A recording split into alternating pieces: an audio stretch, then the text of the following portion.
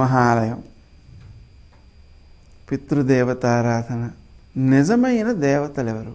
పితరులే. ఎందుకంటే దేవతలు అంటే ఆనందపడేవారని అర్థం. ఆ ఆనందం అనేటువంటిది స్వార్థంతో ఆనందం కలుగుతోందా, లేక ఇతరులకు మేలు చేయడంలో ఆనందం కలుగుతోందా? స్వార్థంతో ప్రవర్తించేటువంటి వ్యక్తి నేను ఆనందంగా ఉన్నానని భ్రమపడుతూ ఉంటాడు.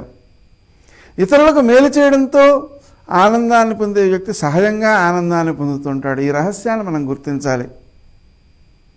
నా దగ్గర చాక్లెట్ ఉందండి, నేను నోట్లో వేసుకున్నాను, చూసి పిల్లవాడు గోల చేస్తున్నాడు. ఇది ఆనందమా?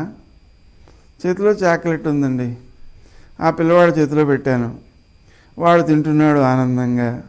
ఆ ఆనందం చూస్తే నాకు ఆనందంగా ఉంది. ఈ ఆనందం గొప్పదా అంటే ఇవ్వడంలో కలిగే ఆనందం పుచ్చుకోవడంలో లేదు. ఈ మధ్యకాలంలో పరిశోధన చేశారు.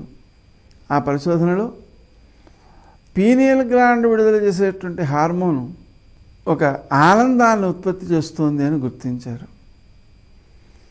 అటువంటి ఆనందం ఉత్పత్తి కావడానికి ఆ హార్మోన్ ఎక్కువ ఉత్పత్తి అయితే ఆనందం ఎక్కువ కలుగుతుంది కదా అనే దాని మీద కూడా పరిశోధనలు జరిగినాయి. ఆ రసాయనం ఎక్కువ ఉత్పత్తి కావాలంటే ఏం చేయాలి అంటే ఎన్నో క్రియల ద్వారా పరిశీలించారు, కానీ 4 క్రియలు మాత్రమే సత్ఫలితాన్ని ఇస్తున్నట్లుగా గుర్తించారు. ఏమా 4 క్రియలు అంటే దానము, ధ్యానము, సాముదాయక ప్రార్థనలు, భజనలు, ఫ్రీ సర్వీస్, సేవ. ఈ 4 ఒక అత్యధికమైన ఆనందాన్ని ఇస్తున్నట్లుగా గుర్తించారు. ఆ రసాయనం యొక్క ఉత్పత్తి ఎక్కువగా అవుతున్నట్టు కూడా గుర్తించారు. దీన్ని బట్టి ఇవ్వడంలో ఉండే ఆనందం పుచ్చుకోవడంలో లేదు.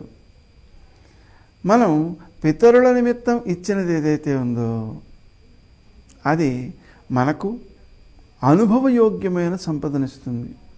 శాస్త్రంలో చెప్పిన ప్రకారం ఒక వ్యక్తికి దేవతలను ఉద్దేశించి, ఇంకో వ్యక్తికి పితృదేవతలను ఉద్దేశించి భోజనం ఏర్పాటు చేసినట్లయితే అతనికి అనుభవయోగ్యమైన సంపద వస్తుంది.